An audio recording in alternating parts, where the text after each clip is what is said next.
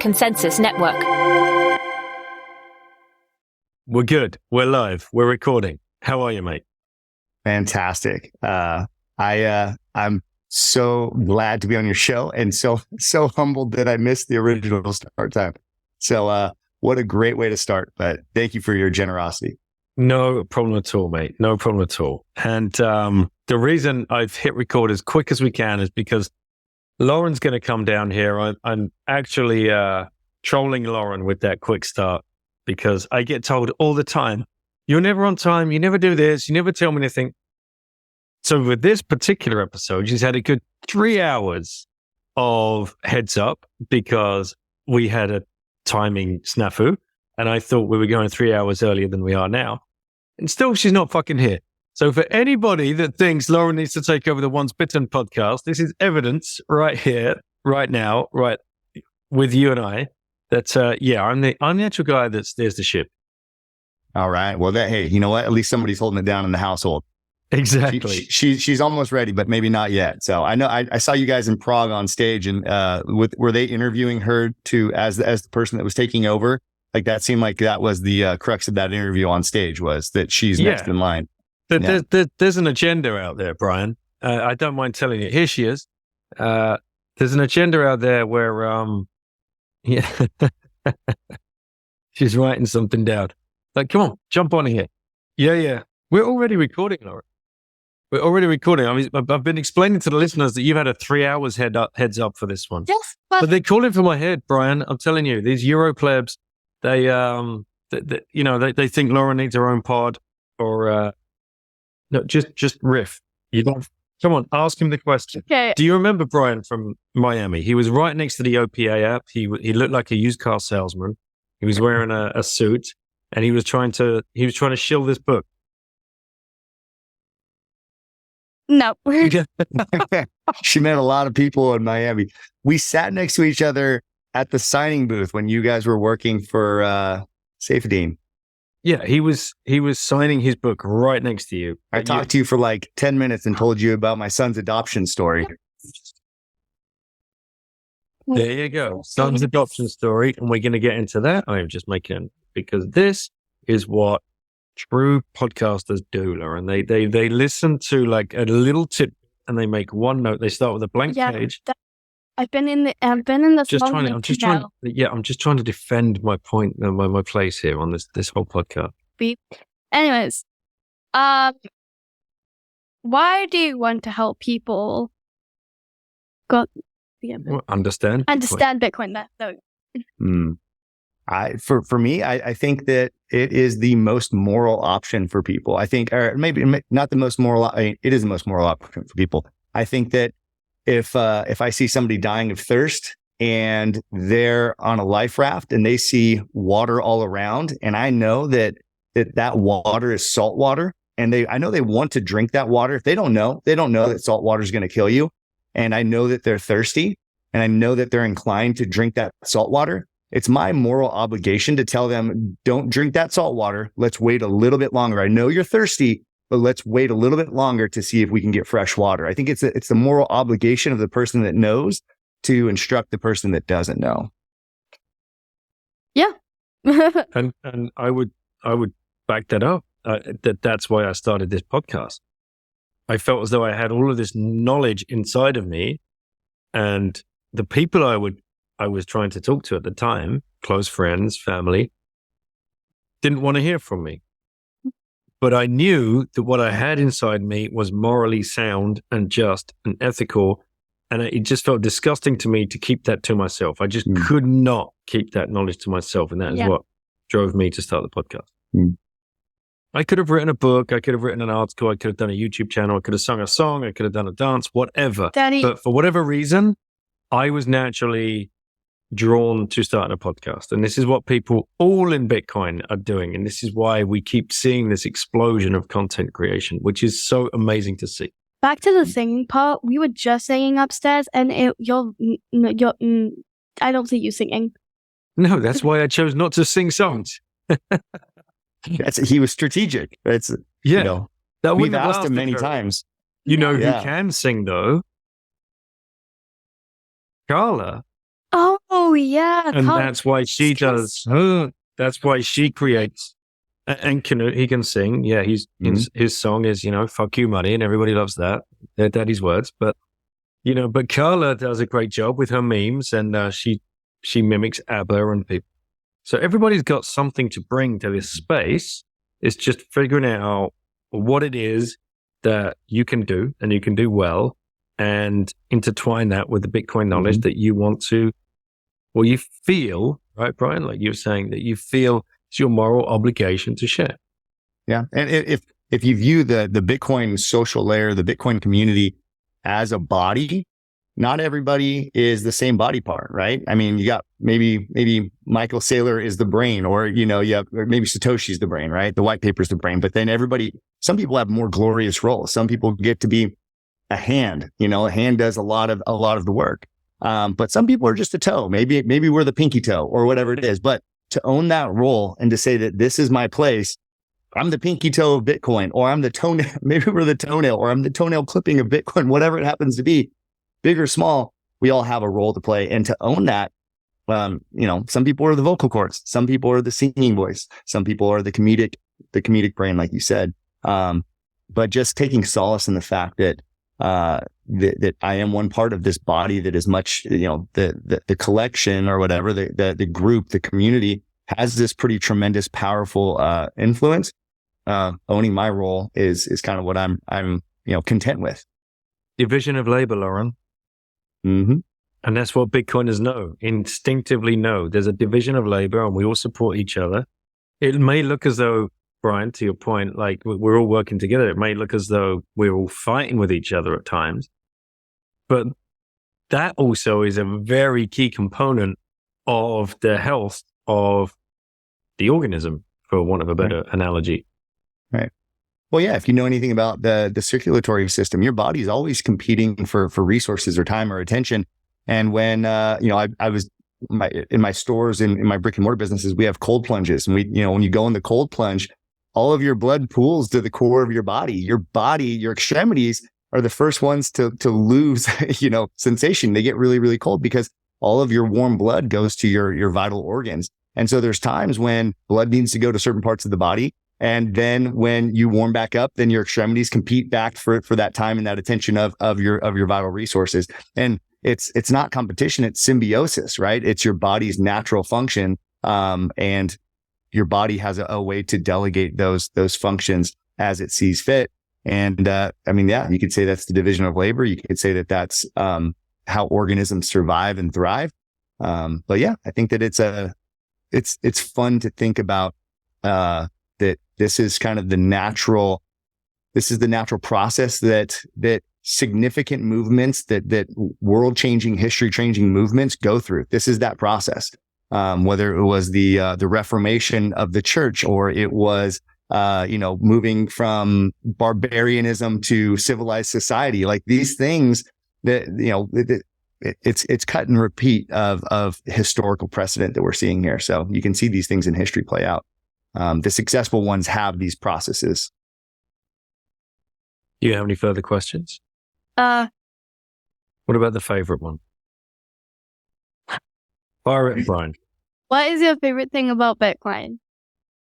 My favorite thing about Bitcoin, as far as just on a personal anecdote, we can get into some of the tenets of Bitcoin, but I'm just going to share a personal anecdote. I think that I've gotten to personally have, and I know this is true for other people, so that's why I'll share it. It's not just unique to me. I've gotten to have unique experiences in life that I would have never otherwise had if it wasn't for me participating in this new kind of circular Bitcoin economy. I'm just a guy that was an entrepreneur and that, in my own local community had community, but Bitcoin's allowed me to go, travel across the United States and have friends that are international. I'm talking to my friends who are in France right now. It's like these things that I would have never gotten to do other than being at the forefront of this new emergent circular economy. One of the things we share about with the Orange Pill app, there's people in Orange Pill app that get invited by an NBA player to games. And he goes through and he asks them, he said, "Hey, I'm in your town tonight. Do you want to come to the game? And you can come on the court and take pictures and shoot baskets after the game." these people are having unique experiences that they would have never otherwise had if it weren't for Bitcoin. And then if it weren't for the Bitcoin social layer of people interacting and intermingling. So I think it's adding flavor, it's adding salt, it's adding spice to life. So on a personal kind of anecdotal level, that is an anecdote that's true for a lot of Bitcoiners. It's something that we would have never otherwise had. And I've seen in your guys' family, that's absolutely true. I mean, I saw you, Daniel, you and your daughters at Bitcoin Miami, and they're working a booth, and you guys are world schooling to the max. And it's, Bitcoin has been able to be that vehicle for you guys to do that. And it's really cool to see. Yeah. Just think, Lauren, about the experiences we've had this last month. Right? Exactly. And Bitcoin. So that actually leads, Lauren, to my question for you. How cool was Sailor's Mansion? You can't imagine on how cool it was. It was that cool that you can't imagine. What was cooler, the mansion, the house, the property, or the yacht? Everything. Everything? Everything. Yeah. And the parrots. Can't forget the parrots. Oh, the parrots. Yeah. What were the parrots' names? Do you remember? Satoshi, and I think it was like Satoshi and Nakamoto. No, it was Hodl. That's it. Hodl. Satoshi and Hodl. Yeah, the parrots that they fed each morning the parrots from their hands. Yeah, it was super. We held them too. Yeah. Mm. Well, every pirate has to have a parrot on his shoulder, right? Do you know? Actually, I learned that apparently parrots, they like gold. So that's why pirates used to have parrots, because parrots love shiny things. So parrots will always steal them, and if you train them correctly, you could bring them back, and then you could take the gold off of them. There you go. Wow. Wow. That's something. How old are you, Lauren? 12. I got to learn something from a 12-year-old today. Thank you very much. and if you think about what's the classic line that you would ever hear a parrot utter in like a film or something, it'd be like pieces, which was a reference to a gold coin, right? So the parrots were trained to go and fly off and find those pieces of eight and steal them in their beaks or their claws and bring them back to the pirate.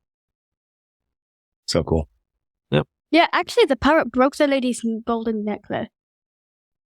It did. Who do you remember whose necklace it was? It was the lady who trains them. Oh, right. Yeah, she was one of the staff members. Yes, you're correct. And it saw her. This is how we learned this particular thing about parrots, because we had no clue up until then. But she was wearing one of the staff members there came out to handle the parrots and put them up on a perch. And sure enough, just bent down, grabbed her shiny necklace and ripped it off. No way. What? Yeah. And they were only like 8 or 9 months, these things. That, even though they're big, they're still huge. Babies. Wow. So it's just in the DNA, it's like a magpie would do the same thing. It sees shiny things and it steals them. And that's amazing. Mm. Do you think you think the pirates bred them for that? Like over time, there's probably some sort of natural inclination, but yeah, that's such a strong trait, I would say. And pirates realize that. And that's why they would domesticate them. If you can be domesticated on a ship in the middle of the ocean. I suppose so, right? It's not a natural habitat for a parrot. Don't have monkeys. A monkey's the same thing, is that they can be trained to do all kinds of stuff. Yeah. Right. Okay. Do you want to say goodnight? Bye. Thank you. Thank you, Lauren. It was nice talking to you. Nice talking to you too. All right. Thanks, Brian. Well, where to start, mate? Where to start? It's been a pleasure getting to know you over the last. When did Orange Peel app launch? November, I think. Yep. And well, you were involved from the beginning because you met Mateo at the launch in Pacific Bitcoin. Is that correct? Yeah. So I just signed up at his, just like we were at the Orange Peel app booth in Miami, but 6 months before that or 7 months before that at Pacific Bitcoin, I just walked up to his booth and said, "Hey, what's this app all about?" And actually, the reason I went up to him was because I was talking to Joe Hall. Joe Hall was an early reader of my book. Mm-hmm. And so I was getting some feedback from Joe, and he pulls out a box of Tic Tacs and he says, "Hey, that was Orange Peel app's like marketing materials. They had orange boxes of Tic Tacs." He said, "Do you want a Tic Tac?" I said, "Sure. I love the orange ones." And so he goes, "Oh, you can go get your own box over at the booth." So I'm going to go get some of these orange Tic Tacs. And so Mateo's giving me the pitch on it. And he's totally undivided attention. I'm the only person at the booth right at that moment. He'd kind of been busier a little bit earlier. So I picked up a spot where I'm going to like have, the founder's undivided attention. I'm going to hear all about it. And then about halfway through his pitch of what Orange Pill app is, he starts to like lose attention. And I feel somebody kind of brush up against me. Now there's two people in the conversation. Okay. That's cool. But why are you, it seems like you don't really care that I'm there anymore. And so this guy next to me kind of like keeps like, I'm like, why are you in my space? And I look over and it's Michael Saylor. And I'm like, oh, all of a sudden, I'm like, okay, I don't blame Mateo for having undivided attention. And so then he's given Michael Saylor and I the Orange Pill app pitch, and his marketing girl says, hey, do you guys want to take a picture? And so she's obviously talking to Michael and Mateo. So they go in front of the Orange Pill app banner, and I stand off to the side because I'm like, of course they don't want me in this. And she goes, oh, why don't you jump in too? And I'm like, yo, yeah, absolutely. I was trying to be nice, but you asked me, so now I'm going to jump into this picture with these guys. And I'm 6'5", got a big hat on and all this stuff. And so if you look at the pinned picture on my Twitter, it's me standing in front of the Orange Pill app banner, blocking the thing for poor Mateo that says Orange Pill app. So Mateo gets this picture with Michael Saylor. It doesn't say Orange Pill app in it because his marketing girl invited me into it. So from the very beginning, I had like a debt that I felt like I owed Mateo. And so that a few weeks after Pacific Bitcoin, I was just like tweeting about him. Because one, I thought that was the cool picture that I got, but then I was just like, this is a cool app. This is a really cool function. And I feel like I owe this guy a little bit of publicity. And so that's how we fostered the relationship. So about a month after Pacific Bitcoin, I started kind of unofficially working with the app, and then that snowballed into an official role. So, I feel like I've paid my debt. But I still feel like if we can get Saylor on a Twitter Spaces, then I'll have fully absolved my debt to Mateo. I remember that picture, and I remember tweeting or texting or DMing Mateo. I'm like, is there some kind of weird camera illusion going on here? Or is that either you and Saylor are midgets, or that dude's standing way closer to the camera and he's just photobombed this whole thing? Yeah, I just photoshopped myself in completely. It wasn't even no. But that was fun. That was my first like Bitcoin conference too. I'd been to a few little things like the Beef Initiative or small meetups and stuff like that. But that was a really cool experience just to be around so many people, and everybody's so cool. I mean, it's guys like you that have been doing this for a while, and you just walk around and it's like, oh, I don't care about the TMZ celebrities. What I care about are thought leaders and people that say interesting things, because I can't wait to meet them in person because I want to ask them questions, right? And so that was such an eye-opening experience that for somebody like me that kind of geeks out on these types of things, that the people that I view as celebrities, the people that I'm eager to talk to in real life are at these things. And so that also kind of led into me wanting to really participate with the Orange Pill app, because I just saw so much value in in-person connections. And now that's really what I'm all about. The online stuff's cool. It opens a lot of doors, but to have those real life connections is really important to me now. And it's almost becoming a bit of a meme, and people might think it's a little bit woo-woo, but like we talk about the social layer of Bitcoin a lot on our Orange Pill app advisory calls or whatever, board meetings. I don't know what to call them. That sounds so fiat, but once a month, the bunch of us that Mateo has invited in to help him build out this app, which he's bootstrapped completely by himself on his own dime, because he's just a pleb, and then reached out to, I think Joe was the first that he spoke with, and then Joe introduced Mateo to myself and Knut, and then you guys actually met in person. And then slowly, one by one, with Nico from KONSENSUS Network and BTC Sessions, and now Natalie and Sean from Bitcoin Park. And God, if I've missed someone, I'm going to feel really, really bad. I have, right? No, we have some ambassadors that aren't like in that role. So Nico from Simply Bitcoin is on there and stuff too. And we have one that we're probably going to be able to announce next week that, for the audience that like a really cool one in the space. So just more people that you can drop it now. Really this share won't the vision. be out in a week.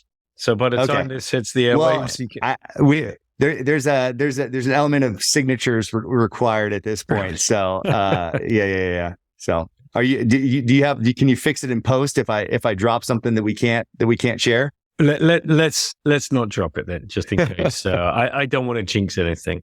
Yeah, right. But the idea of this social layer of Bitcoin is not lost on me. You know, it's I've been in the rabbit hole for a fair amount of time, and I've been ignored for a fair amount of years. And then COVID. So before COVID, I'd only ever met two Bitcoiners in real life. And that was Max from the Bit by Bit pod, another UK maximalist. Big shout out. Great guy. And he had me on his podcast to talk about my book, Choose Life. And we ended up having a 3-hour rip, and it was one of his first 3 or 5 episodes. And the other guy was Checkmatey, who now works at Glassnode and does incredible deep dives into hodl waves and all of that kind of stuff. Wow.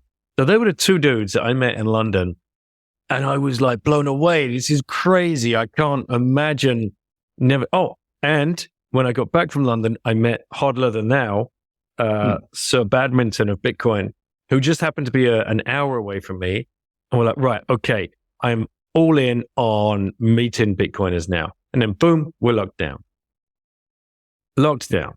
Hodler the Now and myself and our families, we would sneak out and go and meet each other and do river picnics and go to each other's houses and completely ignore all of the rules and whatever else. And it was a great outlet for the pair of us and for our wives and for our kids, because this was nonsense that we were living through. So I have a huge place in my heart for the social layer of Bitcoin. And then when Orange Pleb came along and said, right, you know, we fixed this with, you have no idea what Bitcoiners live close to you, what events are going on. Twitter is not the place. We get shut down, we get canceled, people's accounts disappear, and you have no idea. You know, someone you might have been chatting with for 3.5 years is suddenly gone. Huh. And you're like, what the hell? How can I reach this person now? Because you didn't switch numbers or whatever else. So Orange Pleb for me was like, this is a no-brainer. An absolute no-brainer. If we can start bringing the plebs together and people that are living in the same towns as each other, don't even know each other exist, like the beauty that can spring from that is huge. So like you, I was immediately attracted to it, and I thought it'd be a dating app and a cool way to meet women because I'm 46 years of age and have 4 kids, right? Perfect spot, perfect demographic. Right. That's exactly. Yeah. Well, you know, that's funny you say that, because we were talking. I forget who. It was a podcast the other day, and it was somebody that's a libertarian guy. So he tends to be on the more pessimistic end of the spectrum of you know what CBDCs are going to do, and that a COVID 2.0 is going to come along, or Canadian Trucker 2.0 is going to come along.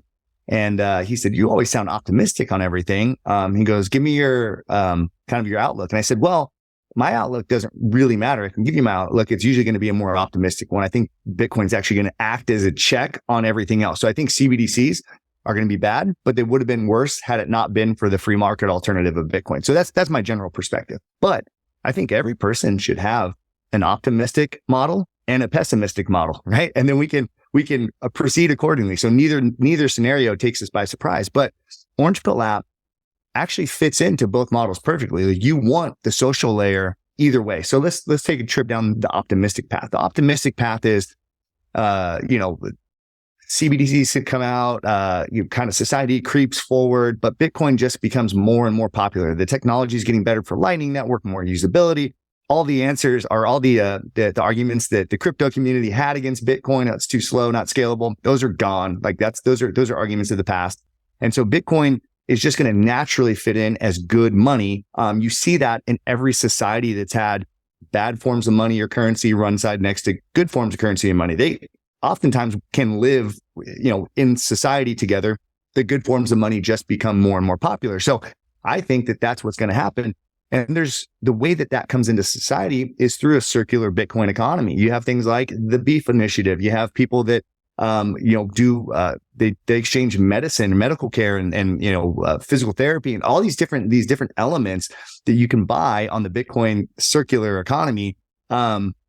As that grows and as that reaches like a critical mass, the people that were at the ground floor of the Bitcoin social layer, the Bitcoin circular economy, are going to benefit the most, right? And that's not talking about the people that adopted Bitcoin in 2011. It's talking about the social layers being formed now. It's only materializing. It's only coalescing right now. The Bitcoin's just kind of existed, and there's been kind of the early formations of it. But right now is where we actually have the utility of Bitcoin. We actually have the functionality of Bitcoin where we can really start to create the circular economy. So the people that get on anywhere from last year, 2 years ago to the next two years or so, they're on the ground floor of the Bitcoin circular economy. Well, you go back to the early adopters of the internet economy. What are those guys doing now? They're sending rockets to outer space for fun because they rode that wave of the internet economy. Like that's what happens when in the optimistic scenario, you were at the ground floor of a new and emergent economy. So that's the optimistic view. So why wouldn't you want to have in real life connections with people that you were spending and exchanging and you have goodwill with, you have personal connections with? That value proposition is really, really high in the optimistic scenario. You go to the pessimistic scenario and you get COVID 2.0, you get Canadian Trucker 2.0. If you have no way to get food for your family because CBDCs are the only thing that exists, and then there's like this alternative circular economy where Bitcoin exists, but you're not a part of it, the value proposition is all of a sudden very, very high. In the moment where you can't buy food to feed your kids, the value proposition of the Bitcoin circular economy and the Bitcoin social layer is never higher. So if you spent the time building those social connections and you shook a rancher's hand and you have a place to go buy your beef or your meat or your eggs or your milk or whatever it happens to be, and you have a way to do that when the government is we're in that really dark scenario where the government's cracking down, you also have a really high value proposition for the social layer. So whether it's an optimistic or pessimistic outlook, I think that it's worth, like we say on Orange Pill app, it's worth it to stack friends who stack sats right now. You want other people that are stacking Bitcoin because they're going to have money to exchange for your goods and services, just like I want to exchange, money for their goods and services. So either way, either outcome, it's full steam ahead with what we're doing right now. Like I don't change my plans because, the government sounds like they're encroaching on our freedoms a little bit more. Or, hey, Bitcoin adoption's rising and everybody's happy about Bitcoin. Either scenario, I'm doing what I'm doing right now. And I think that that's the best path forward. So it kind of takes a lot of the guesswork and some of the anxiety about what does the future hold? Well, if you have one plan that works in each scenario, then you don't need to be anxious about it. Yeah, exactly. And I flipped and flopped on my decision. And I know other podcasters or public-facing Bitcoiners have flipped and flopped as well about why didn't I just stay a NIM? Why didn't I, in fact, not even say a word? Why didn't I just stack my Bitcoin and stay completely freaking silent? And this comes back to what we were talking about with Lauren at the beginning, right? And I totally respect anybody that's taken that path. I really do. And that might, who knows, that might win out to be the winning solution. I just knew I didn't have that bone in my body. And I hope that if the dark times do come and the people around you in your community, they know you're the Bitcoin guy because you haven't shut up about it and you've been trying to educate them about it, they're going to be humbled by the fact that you've been trying to reach them. Now all of a sudden it's become evidently clear and it's like, okay, how do we get Bitcoin? Well, we have to engage with that person to get the education, to get the understanding, or I have to add value to them in some way. And that could be working for them or providing for them. And yeah, that I'm happy with the decision I've made to be public facing and networking and making very deep bonds with people I never thought I'd be able to reach. And fingers crossed we never get to that dark place and we have a nice, smooth transition, as smooth as it's going to be. And everybody wins, right? Except those fuckers, because that's what needs replacing. Right. Well, yeah, the way that, I look at that too, because I started out as a Bitcoiner that was just hodl and shut up about it. And And that was probably like the first couple of years. And then like we talked with Lauren earlier, it's like I saw this as something that people need to know about. I thought it went from, I think this is going to go up in value.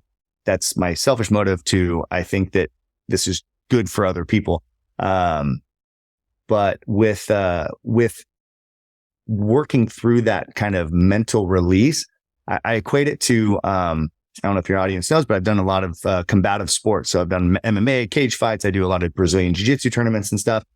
Before I would do an MMA fight or a cage fight. You any good? No, not really. I'm better now than I used to be. Come on, man, you're 6'5" and ripped. What are you saying? I mean, I could, beat up a grandpa or something like that. But no. So you're definitely staying humble right now. But yeah, it's before you go out into a match, there's a lot of anxiety because you're about to stand across the ring from somebody who you've never met before. And maybe you've seen film of, and the film you see of people is their highlights. It's them knocking people out or choking people out or hurting somebody. And so you're seeing the most violent, vicious side of them. And so you mentally, the matches that I've gone into where I've been the most mentally acute, the most mentally sharp and relieved of anxiety, but mentally focused, is when I go through the thought process of what's the worst possible outcome, and am I at peace with that outcome? And now it sounds crazy, and so I hope the listener bears with me. But when you go into a cage match, I don't know of anybody that's actually died in an MMA fight, but that's your worst absolute worry. What if the guy picks me up and drops me on my head and breaks my neck and I die? Now, if you can walk through the mental exercise of saying, when I go out there, whatever happens, then all of a sudden you've put yourself in a much more focused, mentally strong position, which as a matter of fact will actually probably prevent the worst possible outcome from actually happening. So making peace with the worst possible outcome actually, in a weird way, prevents the worst possible outcome. Because if I go out there and I'm scared and I'm terrified of this guy, he might drop me on my head and break my neck. But if I go out there and I fight him with sharpness and acuity, I'm actually probably going to win. And even worst case scenario, I might lose, but I'm not going to get very, very hurt. And so I think that's true for the Bitcoiner that can make peace with, if I go public with my Bitcoin knowledge, then I've made myself known to the enemy potentially. Okay, but what's the worst thing that could happen with that? Okay, yes, it could be bad, but if I stand along other Bitcoiners, I've made other connections with other Bitcoiners, all of a sudden you become more resilient to the attack of the enemy. Because if you're just always one person, yes, you actually will probably be pretty vulnerable. Like if you are quiet about your Bitcoin stash and you never ever make any other Bitcoin friends, and then all of a sudden one day you do a transaction and you do it on a public ledger and you send something to an exchange, and all of a sudden the government knows who you are, and you have no other connections or no other people to stand and fight alongside you, you're actually going to be very vulnerable to the enemy. But if it's like you or I or people that are actually actively trying to accrue more Bitcoin connections and more influential people that have my back and I'm providing value for them, guess what? If I ever get in trouble, they're not just up against Brian Dement anymore. They're up against the Bitcoin community, right? They're up against my social layer. It's like Spartacus. When Spartacus and his men get captured at the end after their revolt, the Roman general says, "Which one of you guys is Spartacus? You can all go home, but whoever, if you guys give us Spartacus, everybody else can go home." And one of his men stands up and says, "I'm Spartacus." And then another guy says, "I'm Spartacus." And another guy says, "I'm Spartacus." And all of his soldiers stand up and say, "I'm Spartacus." The Roman general knew that he couldn't just annihilate the rest of this army because he's going to lose too many of his men. So by the men making peace, they could have gone home in peace, but by them making peace with the worst possible outcome, they decided to boldly stand up and say, whatever happens, happens. Because they said whatever happens, happens, actually nothing ended up happening. But if they cowered back, then their leader would have had his head cut off and he would have probably been crucified and tortured, you know? And so there's this weird like paradox that happens with making peace with the worst possible outcome actually can prevent the worst possible outcome. It's weird. I did that exercise when we were going through the thought processes of quitting my job, taking the kids out of school, traveling the world without being in the education system or having employment or salary.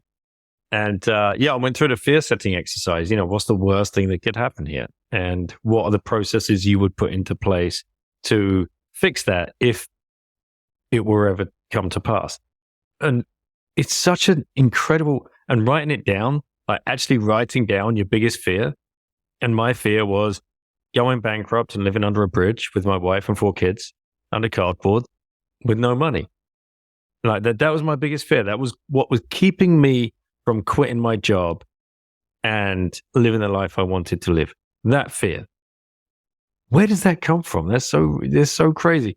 So I wrote that down, and as soon as I saw that written out, I'm like, seems pretty retarded. Okay, what would I do to what processes would I put in place? I'm like, right, I would either call my parents, my wife's parents, or my 2 brothers, or my wife's 2 brothers immediately, who have at least 15 spare bedrooms between them, and it's like, okay, fuck this shit.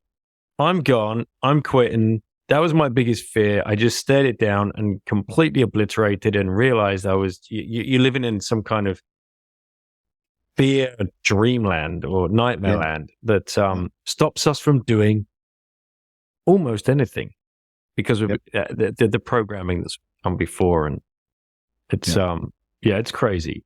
So when you write it down like that, it's because when your friend says that, if your friend came up to you and said, "Oh, I'm worried about living under a bridge with my family," you would tell them that, like, you're objectively looking at it and you're like, dude, that's crazy. You have 3 family members that have house. But like when you write it down, that same exercise is happening. You're able to objectively look at yourself as though you're your friend saying this to you. And so that's a really powerful tool. I'm going to have to use that with some things because we need tools like that. Like you said, to undo the programming. I mean, what did I learn in my 12 years of public school? Like a lot of it was conditioning to fear the worst possible outcome and to act accordingly.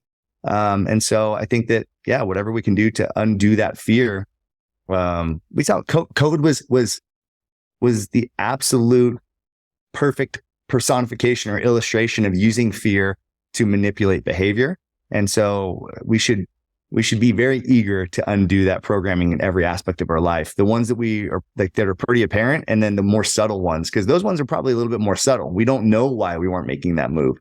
But you hear stories like that all the time. The guy that loses his job, that he was afraid to quit that job, but then he finally gets fired from the job, and then he starts this multi-million-dollar company. And it's like sometimes the outside influence helps, but sometimes we need to sack up and make that decision for ourselves too. So those tools and those exercises are really, really helpful. I've said this before, and I 100% believe it, that entrepreneurship is our default state. And that just gets completely destroyed and beaten out of us within that 12 to 15 years of the public schooling education. That is the exact point of it. It is not to uplift our unique differences and skills, it's to completely crush them and destroy them. Somehow you raised above that because from what I know about you were an entrepreneur straight out of school or college and wanted to build your own businesses. So how do you think you were resistant to that? I don't know. I mean, I think that up until I got married, because I got married right out of college. I married my college sweetheart. We had saved up money through college, and we thought we were going to buy a house. I think I was actually, it was kind of, it wasn't some kind of zeitgeist of my own doing. It was just kind of the circumstances of my situation. I was very much programmed. I was actually working on finishing my master's in forensic psychology. I wanted to be an FBI agent. So I could have gone down the total rabbit hole, been like the exact opposite side of this equation. I could have been the guy looking for you to find it. Yeah. I guess like Bitcoiners are probably gonna be wary of me now. They're gonna think that I'm like deep cover Bitcoin or something. But anyway, so when my wife and I, we got married when I was almost done with my master's. And so I realized in getting married and us wanting to start a family at some point, I realized like living the life of an FBI agent and living all over the world and doing that life wasn't going to be conducive with the family that we wanted and the values that we had. And so we said, I dropped out of that and I stopped that. And I said, we saved money for a house. So we looked into getting a house. This was 2008. We actually got laughed out of the bank. This is the first time that I ever had a negative experience with the bank, because this is during the, GFC, this is during the great financial crisis. The year before, 2 years before, my older brother, he's 6 years older than me. I remember him telling me he had made like $100,000 a year at the time, but he got this beautiful, huge house because he told the bank he made $200,000 a year, and they didn't check his credit, they didn't check his finances or anything like that. And so I remember him telling me that, yeah, you just write down whatever. And he was one of those guys that got locked into these variable interest rate loans. So I'm thinking, as a dumb 21, 22-year-old kid, like, we saved up enough money for a down payment. So of course they're going to give us a big, beautiful house. And the bank just laughed at us. They said, do you know what's going on right now? We're not going to lend you money. You have to prove all this income and yada, yada, yada. It was the best thing that ever happened to me, because one, they didn't let me buy a house at the time. That would have been bad. And then two, I realized that, like, the bank, that they're not the nicest people. And that I just grew up thinking the bank loved me, because when I was a kid and I had $200 in there, they always treated me like I was so nice. Oh, that's so sweet. This little boy has a bank account. But now as an adult, the reality of, like, how rigid and how, just what banks are was, like, starting to creep into my mind. So because we got shut down, like, literally laughed out of the bank, we, I wasn't going to go down this career path that I've been working about 6 years toward. My wife and I sat back and we said, let's use this money and let's create a business. And so going through that process of trying to start our own thing, it was eye-opening. And I learned so many really expensive lessons about life, because I just did things wrong pretty consistently. It was like a fake it until you make it type of thing. And by the grace of God, like, the business we started in 2008 is still running today. We still run and operate that business. It's a little chain of light therapy studios. We do infrared saunas and red light therapy and all that kind of stuff. And it's gone well. But that was the first moment when I was a young man, realizing that if I want to provide for my family, I can't count on the bank. And I can't count on this career path that I thought was going to be, it was going to be the way, because these just aren't conducive with the family values that I have, the family values that we want to instill in our children when we have them in a few years.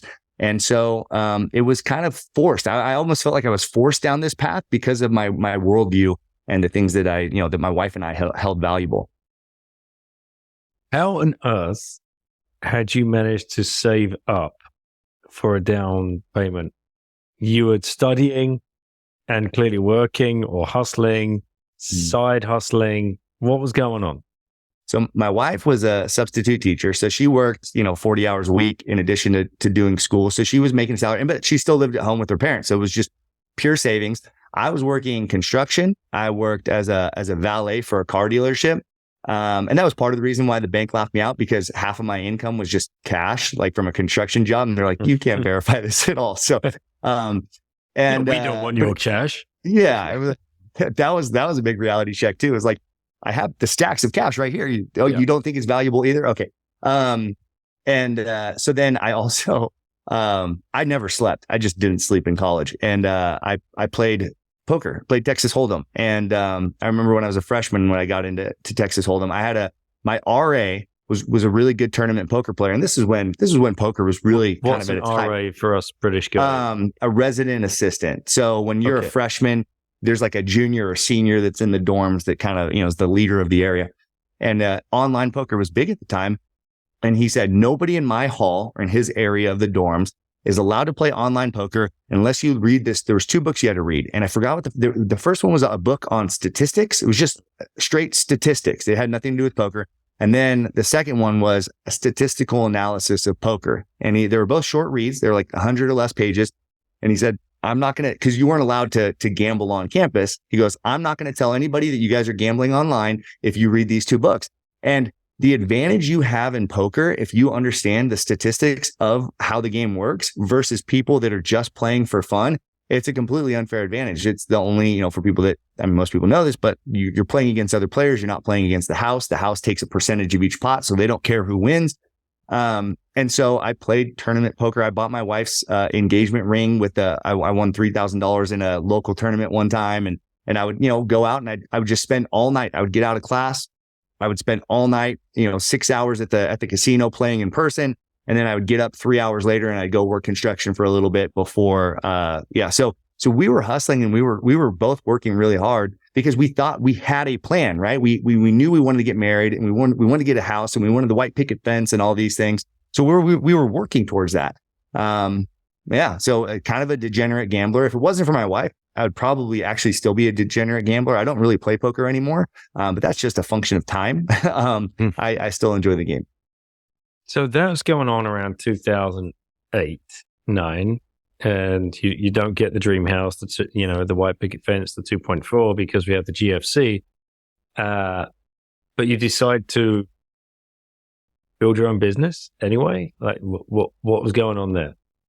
That was just me being a stupid kid thinking that I could do anything. Like I said, if it wasn't by the grace of God, like that business, it should have failed. It really should have. I didn't know anything about business. I just knew that my wife and I would both work hard, and we would just make it work. So it was kind of by sheer force of will that we just worked 7 days a week. We worked the shop open to close, and the competitive what made you advantage. Decide on that particular? That's pretty niche. I mean, it's great to grow a business in a niche, of course, but what? Like infrared spa treatment? Is that what you said? Well, so the most popular, we wanted to do light therapy side of things, and that's what we did. That was our kind of core competency. But light therapy. Light therapy. So that doesn't mean a gentle massage. That means using light beams. Yeah, using illuminated things to stimulate health properties. But the most commonly used type of light therapy for people is tanning beds, sunbeds. And so we saw a market where there was, because of the economy, there was a lot of, in the area that we were looking at opening our business, there was a lot of tanning salons that were struggling. And so we thought, okay, we can use that. They can be our gateway clients. We can have some sunbeds in there, because it was becoming more popular to use sunbeds for actual vitamin D supplementation. It was going away from, I'm using a sunbed before I go to the beach because I want to look good, to my doctor's telling me I need to get more sunshine. And so there was kind of this therapeutic crossover. So we wanted to implement the infrared saunas and the red light therapy, but there was also this customer base there. So we actually went in to a market that was kind of oversaturated with tanning salons. And we opened and then started buying up some of those competitors as we went along. We did everything on basically credit cards. I don't know how the business survived, because we just took out ridiculously priced debt, but we worked our butts off, and the interest rate on the debt was probably 21% or something crazy like that. But we were able to net on top of that. We were able to make, 50, 60, 100% return on that. So it actually made sense to finance the business on credit cards. That was the only way we could get credit extended to us. But every time we had an opportunity to buy a business that would integrate, that we had some kind of connection to our core customer competency, we would have tried to acquire those businesses. And so we saw a market that wasn't being serviced very well, and we use that, like I said, as a gateway drug into a more holistic type of thing. And now it's called Salt and Light Wellness. It's really branded as a light therapy wellness type of place, which even now, even 14, 15 years later, it's kind of seen as a new thing. In our local market, it took time for us to help people understand that this exposing yourself to red light actually helps you. And so that was quite a bit of an uphill battle. But supplementing that with the sunshine clients was pretty helpful, and it was needed. I mean, the business wouldn't have survived if we didn't have that subsection of clients. All right, I'm making notes. First of all, I want to go back to, I read that part of your book. Well, obviously, because I've read your book. But in that part of your book where you're talking about starting a business, I think I don't know who to accredit this quote to. I think maybe you accredit it to Musk, but something along the lines of, you only have to look at the fact that if you want to start a business at the age of around college age, you'll be afforded $10,000. Whereas if you want a student loan, you get like $100,000, $200,000 straight off the bat. No problem. So how much more do you need to know? Yeah.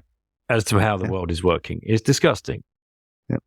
Right. The way that we knowably has a good chance of increasing your wealth, we're not going to extend that opportunity to you. But the way that we know that is going to start you off in debt and keep you perpetually in debt is it's open to everybody. What's that? and indoctrinate you.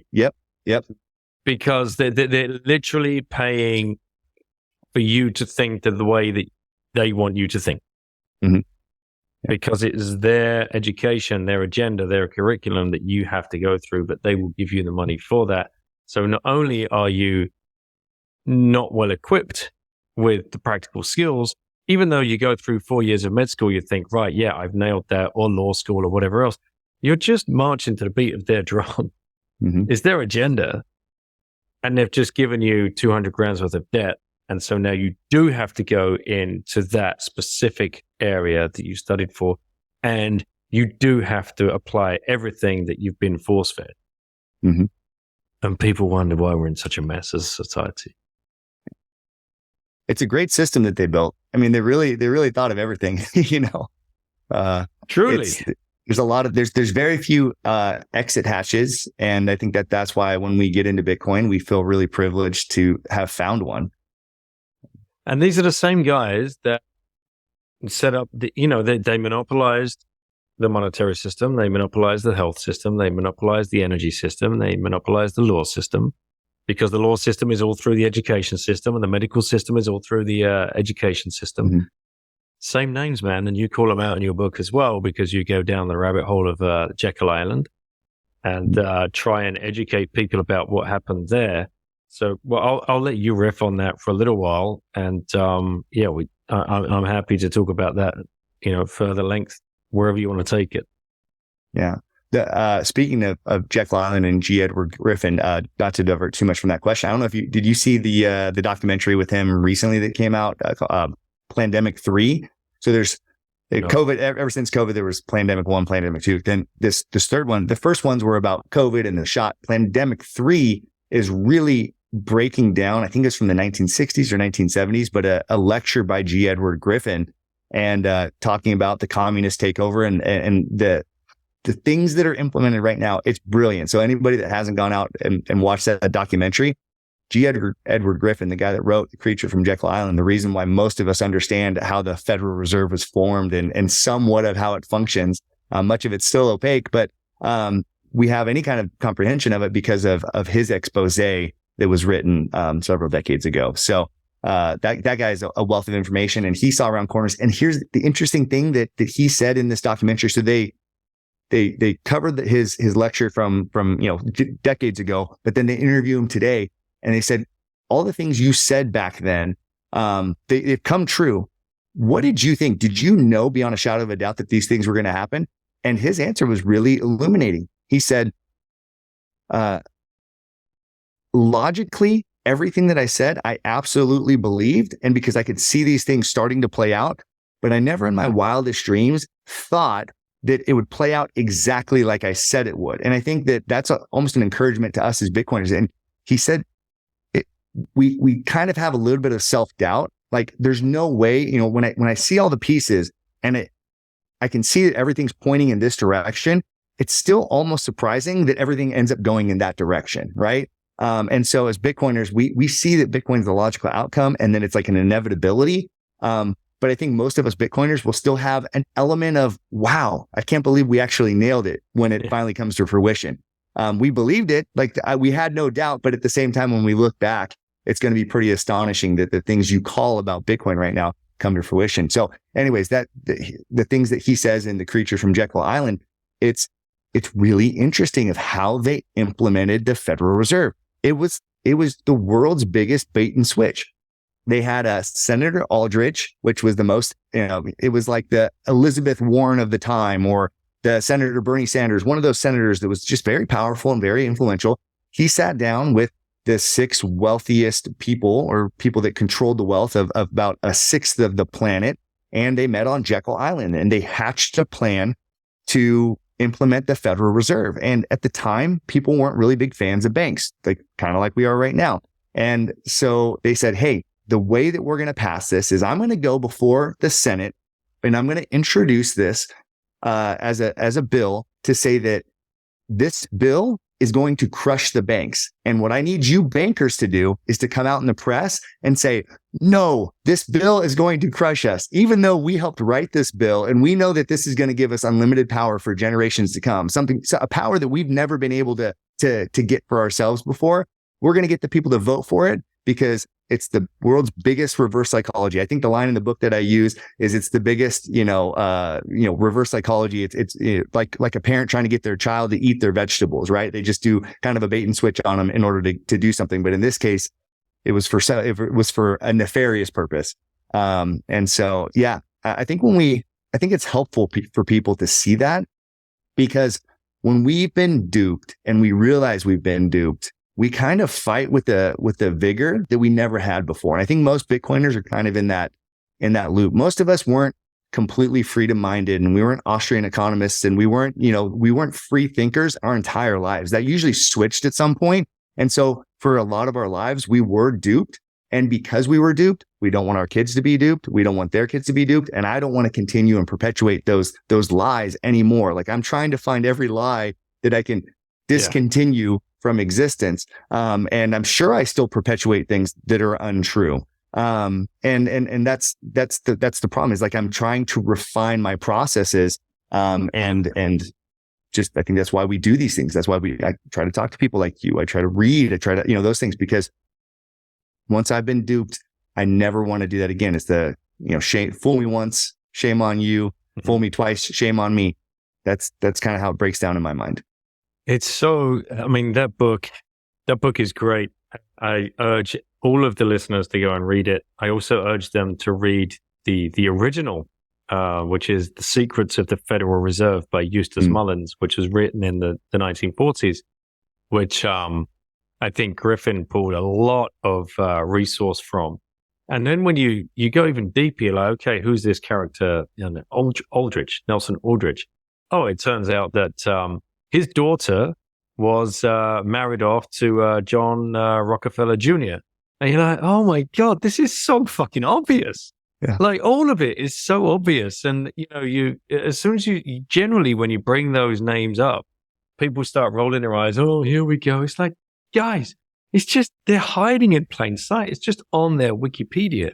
And it just takes one little scratch. And like, okay, well, if these dudes were, going to figure out a way to monopolize, because that's just the word for it, monopolize the monetary system, because they'd monopolized the energy industry, and they were definitely looking to monopolize the automobile industry, or whatever industry gets monopolized. If you monopolize the money, and you've got a quote in your book here, which I bookmarked. Where is it? The organization. It was there you go. James Garfield, 20th President of the United States. Whosoever controls the volume of money in any country is absolute master of all industry and commerce. All industry and commerce, right? And when you realize that the entire system is very easily controlled, one way or another, by a few powerful men at the top, you will not have to be told how periods of inflation and depression originate. Mm-hmm. Drop the mic. Yeah. This is what we've been living under since 1913, since Christmas week of 1913, where they pushed that fucking bill through when half Congress wasn't even there. That's a great note. Yeah. Yeah. Oh, it's sick. It's sickening. And I think that sometimes the best crime is the one that's in broad daylight, because you can get the masses to say, no, they wouldn't do it in broad daylight. Like, there's this suspension of belief that nobody would be that bold to do that. But when you have power over all industry, then you can, silence the story. You can buy people off to change their opinion, all those types of things. And then for the masses, you can get them to say, well, nobody else is raising the alarm. And I was like I said earlier, I studied psychology. My undergrad degree is in psychology. So we talk about these things a lot. It's pretty amazing the experiments that have been done on people as far as their inability to just to follow the crowd and to not go counter to the crowd. So there's this one study where they have everybody in a room, and everybody's in on it, right? Everybody's like one of the actors, and then there's always one person that's the test subject. And they have everybody sitting down. I think they're supposed to be reading or taking a test or something like that. And then smoke starts to come under the door, and the person sees it, and you're recording. You can watch this, and the person looks around, and nobody else is saying anything. They see a few other people look at the smoke, but then look back and nobody else seems to care. And what they found is that something like 90% of test subjects would, if that had been real smoke and it had been a real fire in the building, they would have not said anything until it gotten so bad that everybody would have died. And so that's how we as humans operate. I see something alarming and I know that it's a problem. And you see the person kind of panicking. You see them kind of anxious and like, I should say something. And then they ultimately don't because everybody around them is calm. And so when you have unlimited power of the printing press of money, you can make it so that anybody that should be raising the alarm, that should be alerting the actual person that's sitting there anxious, ready to say something, you get everybody else to not say anything. That's what power overall industry looks like, is because there's always going to be somebody that sees you do something, right? If you murder somebody and there's a witness, but nobody cares what that witness thinks, then you essentially can get away with it scot-free. It doesn't matter that you were seen doing it. And that's what these people are doing. They don't care that people see them doing it. They don't like that Bitcoiners are raising the alarm on what they're doing, because we're orange pilling people at a pretty fast rate, but they're used to, for the last, 90 years, 100 years, people raising the alarm on it and then being completely silenced. But now we have Orange Pill app, we have Nostr, we have Twitter, we have all these different mediums where we can shout from the rooftops these things, and maybe 99 out of 100 people won't listen to it, but every day we're getting one more person. And so the powers that be are still in the mindset that, it doesn't matter. We can do these things in broad daylight and people aren't going to find out about it. But they don't realize that the Bitcoiners are peeling back this onion unlike it's ever been peeled back before. Like G. Edward Griffin wrote that book. What was it, the 1970s when he wrote that? Or I'm not sure when he wrote that book. Actually, we should look that up. Know. But it was, 40 plus years ago. And the Federal Reserve still exists here today, right? Somebody raised the alarm on it, but not enough people thought it was of concern. We're getting closer to that being a problem, right? That's now public discourse is what is the function of the Federal Reserve. So I think that's in large part due to Bitcoiners and the awakening that's happening through all this. I'm trying to find when he wrote the book, but it was 1994. Holy shit! Oh, was that recent? Yeah. Okay.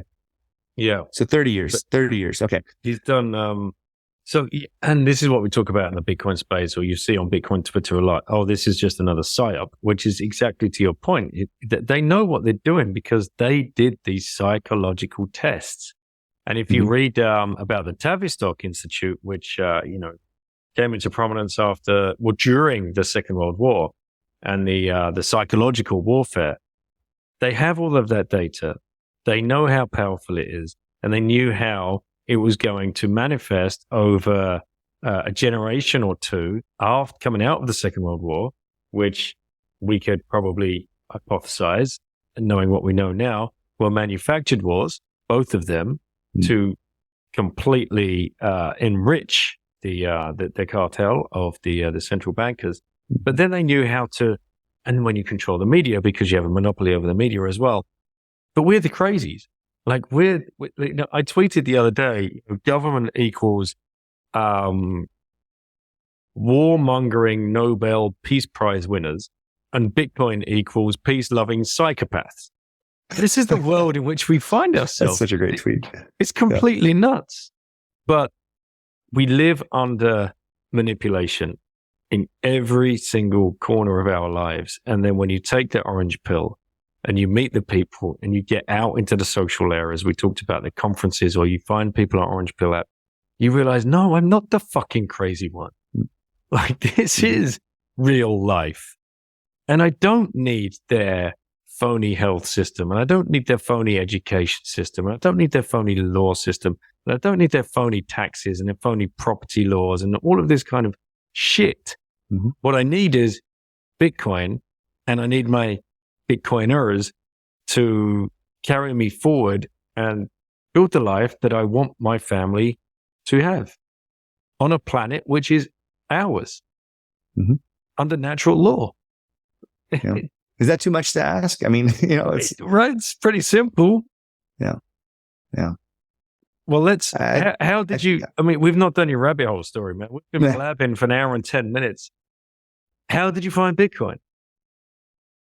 Came at it from a skeptical position. I had some friends that I looked up to in 2013. They were buying Bitcoin. They hadn't gone down fully the rabbit hole themselves, but they were smart guys that were, oh yeah, have you looked into this Bitcoin thing, Brian?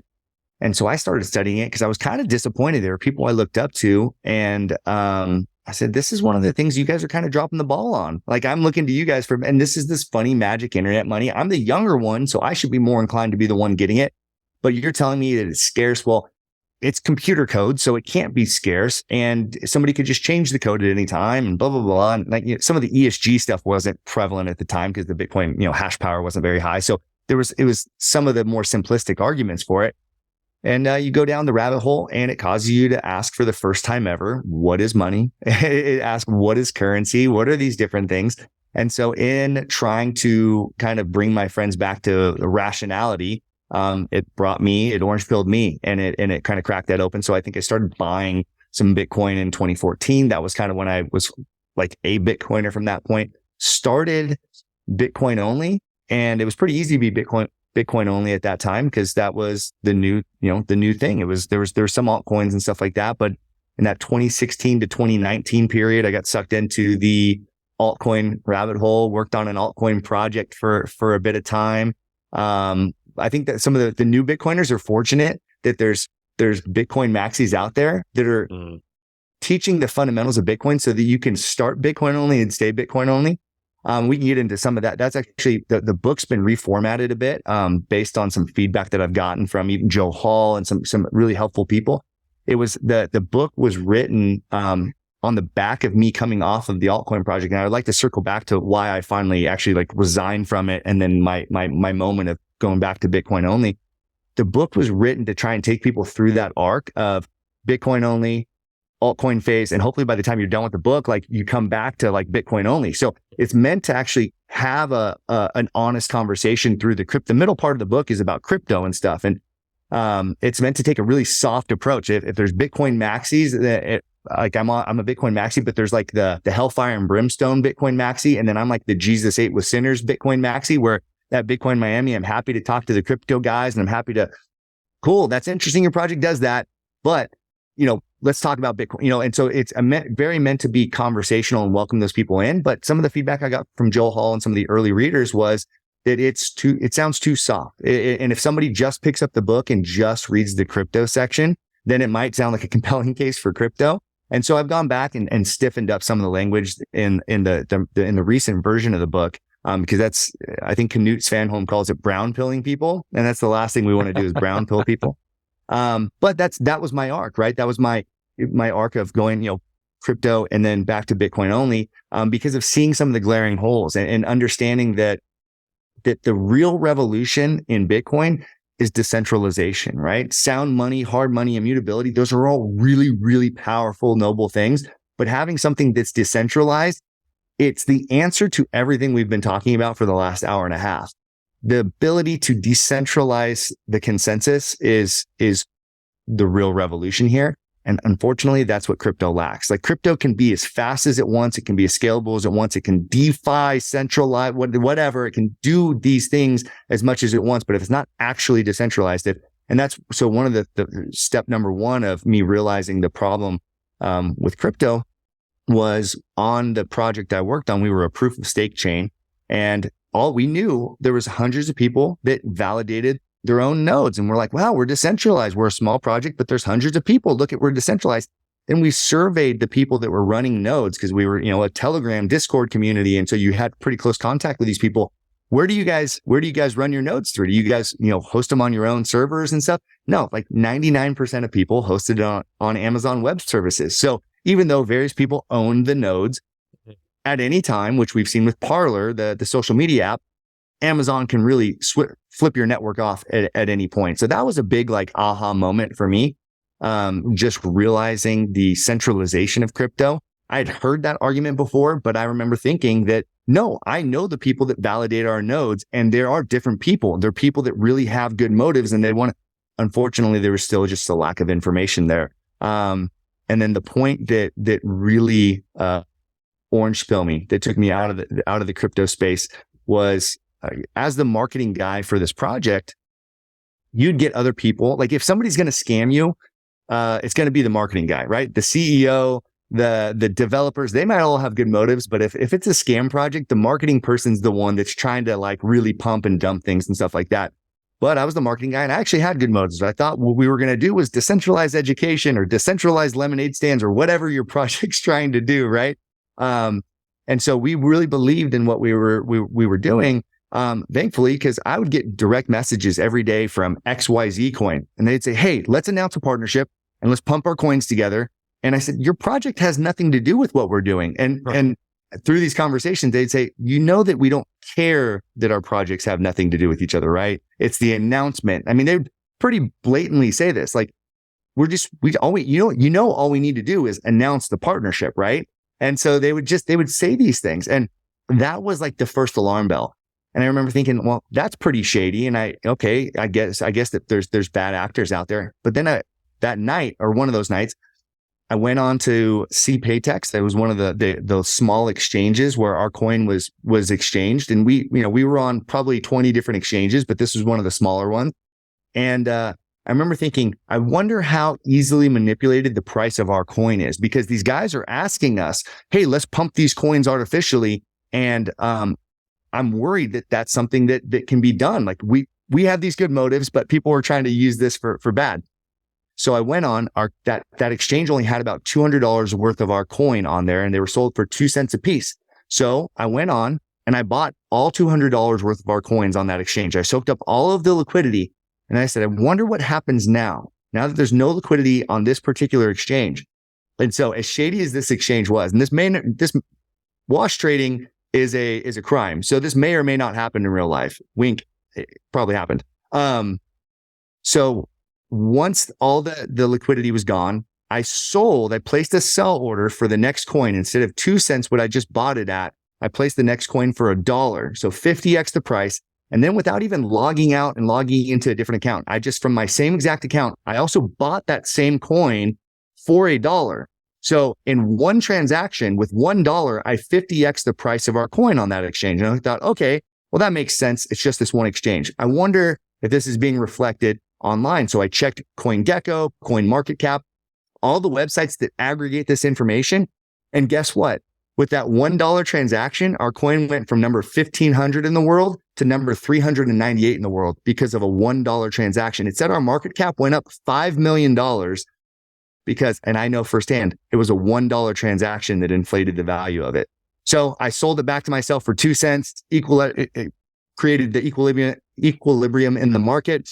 And I resigned the next day because it was so apparent how much manipulation there is in the market. And I was talking to Knut about this, and he got fired up and he goes, see, I knew it. I knew that this Bitcoin dominance number is such a fabricated number. And I'd never made that connection before that, Bitcoin's 40% dominance, 30% dominance. It's because the crypto market has market caps that have $5 million market caps because of $1 transactions, or because of, $20,000 of capital coming in and making it a $20 million market cap. It's so wrong and it's so inaccurate.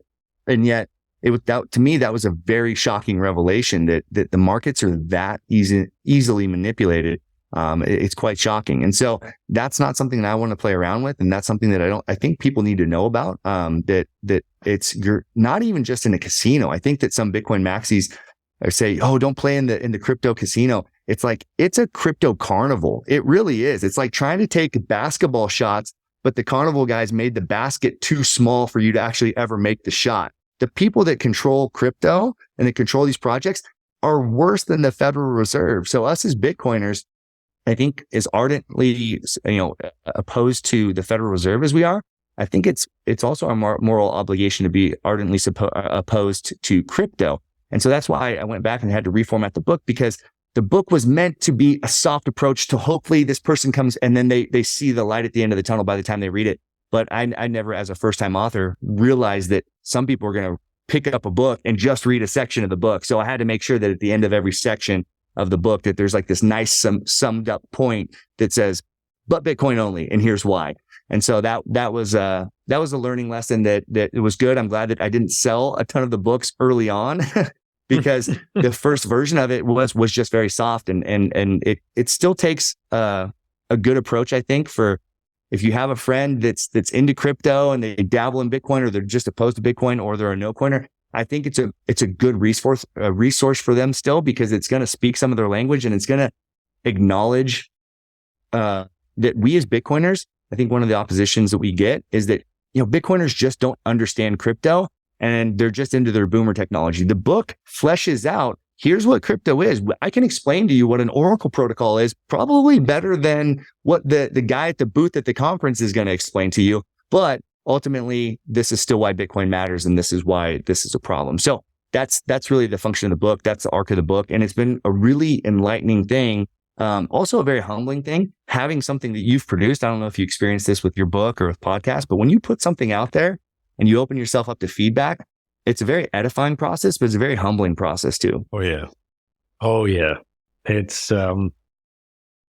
yeah, it's weird. It's weird because you're now fully online and held accountable. And I know I've said some silly things in the past, and I've been picked up for them on the podcast, and people have been nice enough to just DM me about them rather than, just like, hang me out to dry. It's like, right. Yeah. Okay. That was a stupid thing to say. Or, I was probably a little off mark. But to Knut's point that you said earlier, yeah, like Bitcoin's 40% dominance. No, it's almost complete dominance. But because of this magical mastery that's going on behind the scenes, it's it's so bad. And I put out a tweet today, I think, about Ethereum's SDK, right? The SDK is usually software development kit, right? I was like, no, it's a scammer's development kit. It's an absolute pure heaven for scammers. It's a honeypot platform for scammers to come on and launch their DeFi, their web app, their DApp, their Web 3.0, their whatever buzzy word they can think of. Beautiful. Scammers development kit right there. But we're the salty Bitcoiners that can't see the grain future. It's like, no, guys, we've seen it. We've seen through it. We've seen through what's come before us. We've seen through what's happening right now, and what that future for you is bleak, because you're going to lose all your money. You're going to get wrecked. There's one thing in town, doesn't get discovered twice. Just stay humble, stake your sats, listen to podcasts, read the book, read the articles, watch the YouTube videos, however you learn, and get out there and meet people. Have conversations. There's no excuse anymore. It's 2023, guys. Been around since 2009. It's mental. All right, so I want to touch on, if you're happy to share, because you mentioned it to Lauren at the very beginning, and I know we talked about it very briefly at the Miami conference. You said you'd been telling my daughters about your son's adoption story, which is obviously a huge part of your life. So if that's something you're happy to share, I'm sure the plebs would love to hear it. You know, we all love natural conversations and getting to know each other. And I mean, it's a cool story. It's that there's the, I mean, as you can tell, I don't have a short version of any story, but there's a long story, which I'll do the Brian short story of it. But my wife and I had been, before we had our biological kids, we always thought, okay, we want a couple of our kids, and then we want to do an adoption, which is also our kid. So it's weird that the language we use, but, so that was always kind of part of the plan. And we ended up having 3 girls, and our girls, like my oldest 2, my little one's still pretty little, but my oldest 2 are just very maternal in the way that they acted. So that was one of those things that just perfect. We've got not just the desire to adopt, but we have our family structure is really conducive with this. And so the year before COVID, we went through the whole process. It's like it's actually, it's probably 2018. It's like a 2-year process to get ready for it. On March 19th was when we got word that, March 19th was when the COVID shutdowns happened in California. March 21st, we got a call that said, hey, there's a mom that is in, that's in Florida that you need to get out to her. And she's going to have this baby. And they said, but you can't fly. They're not going to allow the baby to come back on the flight because it's a vulnerable person or whatever, because the COVID restrictions. And so you're going to have to drive out there. And so anyways, we borrowed a friend's RV the day before. It was a 40-foot long RV. He just tossed me the keys, and I had never driven an RV before. So I'm white knuckling this thing until Texas. I don't feel comfortable. I blew out a tire on the road. I remember at the time here, I don't know if it was true where you're at, but in the United States, there was that, we call it the Great Toilet Paper Famine of 2020. Did you have that in France? But yeah, it did happen in the cities. Yeah. So yeah, people were just running out and getting 40 cases of toilet paper. And so I remember we're on the road, and I remember packing my gun and some cash, and, you know, I've got all that kind of stuff to take on the road because we don't know what's going to happen. And I remember thinking that people are going to rob us because of our toilet paper. It was just a weird thought I had in my head. I just remember being like, I'm going to have to shoot somebody so they don't steal our toilet paper. It was a weird time. But we weren't, from the beginning, we weren't worried about COVID. But my wife and I, we've been weird anti-vaxxer, holistic health people. And so the shows that we were watching and listening to were pretty like, I remember in January of 2020 tweeting and posting about, guys, COVID is a fear-induced thing. Like, let's not give into the fear, yada, yada, yada. So we, for our own family safety, we weren't concerned, but just as crazy as the world was, they felt weird that the first time we're ever driving across the country from Southern California to Florida was during this. And so it was a pretty interesting experience to drive across ghost town United States. But it was also kind of a cool experience too. The blessing was we had to wait about 33 days before this mother. So they said she was ready to give birth, but then, you know, they told us to get there, but then we had to wait 30 days. But we were in Florida. Florida was completely open. So all of our friends back home were telling us about, oh my gosh, California, you can't go anywhere. You have to wear a mask. My kids were out on the beach during COVID in Florida, just running around every day, waiting for this baby to be born. And then one night my wife's on Facebook. It's like 11 o'clock at night, and she sees a Facebook post that it's the mother of the baby, and she's tagged in it and it says, oh my gosh, it was some other woman. My nephew's perfect. He's beautiful. And so we're like, that's weird. The baby's been born, but we didn't get a call. And it turns out that the mother wanted to keep the baby. And that's a beautiful thing. The mother wants to keep it. We had gone through an agency where they vet this process because you're worried, because you're kind of financially supporting the mother, and these agencies give them money for rent and stuff, and we're paying for that. And so you don't want there to be scammers, right? A mother could say, oh, I'm going to give up my baby for adoption and then just keep it. And so we didn't think it was going to be one of those cases, because this mother had actually placed another child for adoption. Her second child, she tried to raise on her own. And when that child was 2 years old, she was out in front of her apartment complex, and one of her neighbors was high and drunk and ran over her child right in front of her. And so she had placed the child for adoption. Her second child that she tried to raise died in front of her. So we thought she's a pretty high candidate for placing her child for adoption. But when she saw the baby, and this is what she told us later, she goes, I feel like this is my second chance at motherhood. And so, I mean, how are you going to argue with that? This mother wants to step up and raise this child. And so we got to go, we called her, we went down there, we held the baby, we gave her, a hug and a kiss and prayed with her and kind of commissioned her off. And so as it was a bittersweet moment, it was great that this mother stepped up, but we're thinking, man, we just spent all this money to come over here, and it's COVID and blah, blah, blah. Like, God, what's going on here? Like, what do you have in store for us? Because we just feel like we're all out of whack. So we went home, and my wife and I were pretty, we thought we were going to have a baby, because that's what you do. You don't adopt outside of your birth order. And so at the time we had a 5-year-old, a 3-year-old, and a 1-year-old. And we're like, okay, there's going to be a baby. So that all works. 2 weeks later, we get a call from the adoption agency, and they said, we have a 7-year-old, or at the time, 6-year-old. We have a 6-year-old for you. He's a little boy. He has some kind of special needs, but it's not like autism or anything like that. It's more like obedience defiance type of, it's called oppositional defiance disorder. It's a condition that can happen with some adopted children. And so we start learning about this kid's story. His mom was a heroin addict. He was born on a sidewalk. He was raised in foster care for the first 4 months, and then his grandparents ended up adopting him. His biological grandparents adopted him out of foster care. And they found out after he was born that they even had a grandson. So as soon as he was born, they were trying to adopt him, but they were older. And so they had no next of kin.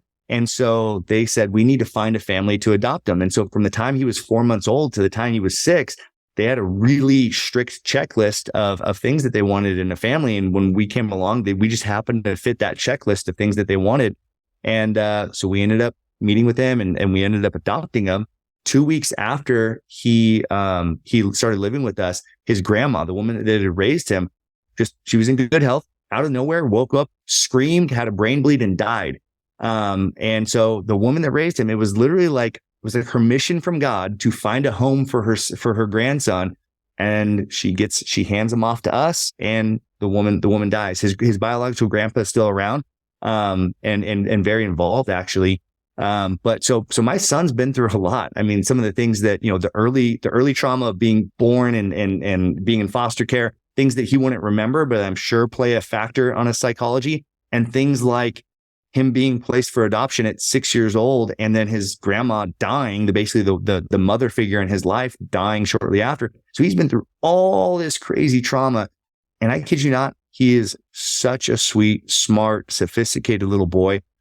Rough around the edges, of course. I mean, there's a lot there, but it's absolutely a gift from God to have this kid in my life.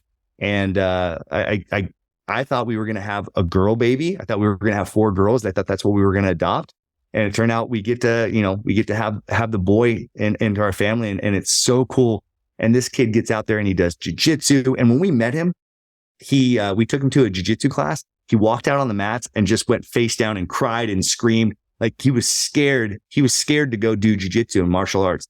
Fast forward, here we are like several years later. He goes out and he does tournaments. He won a gold medal at a tournament recently and all sorts of things. So this kid, it's so cool to see progress in somebody's life. And to get to be part of that. I feel like we're blessed to be the stewards of this child and our family. But I draw a lot of inspiration from you and your book and just your guys' perspective. That's, it was very reaffirming in kind of the way that we raise our family. And I think it contributed a lot to the fact that we adopted, that we feel compelled to unwind so much of the whatever you call it, the programming and all that kind of stuff, that I want as big of a family as possible. I want to bring as many people into my family as possible, because I think that our family, mostly due to my wife, she's the rock star that makes sure that the learning, I could jump in there every once in a while, but she's an absolute rock star with the stage that they're at. I want to bring as many people into my family as possible, because I think that the more people that are in Bitcoin families, or in families that just, they teach their kids how to think and not necessarily always what to think. I think that we're undoing the generations of muck that has been built up in the system. So that's the Bitcoin journey, certainly in that form of thinking, absolutely factored into our decision to have a few kids and then adopt and expand our family, because I think that it's through repopulating the world with these types of kids that we're going to ultimately win. If you read any of the guys from the 1960s, the population control guys, that was always their fear, was that the liberals and the population control people are the ones not having kids, and the people that are for population are going to eventually breed them out of existence, right? That our worldview ends up winning because we're the ones repopulating the earth and teaching people that have a more enlightened perspective. Man, that's wild. Yeah, I'm speechless. That's amazing. And I hope to get to your part of town one day and meet your wife and all of your kids, because, this is what it's all about, right? I was just in Prague recently, and I was lucky enough to take Lauren and Samuel with me, and there was a bunch of families there. And shout out to Ben Weeks and Nathan Day, who took their kids. And it's so cool to see, so great to see. And Ben Duvall, who his daughter Samantha Duvall gave a keynote straight after Sailor. She got straight on the stage, straight after Sailor. She's 12.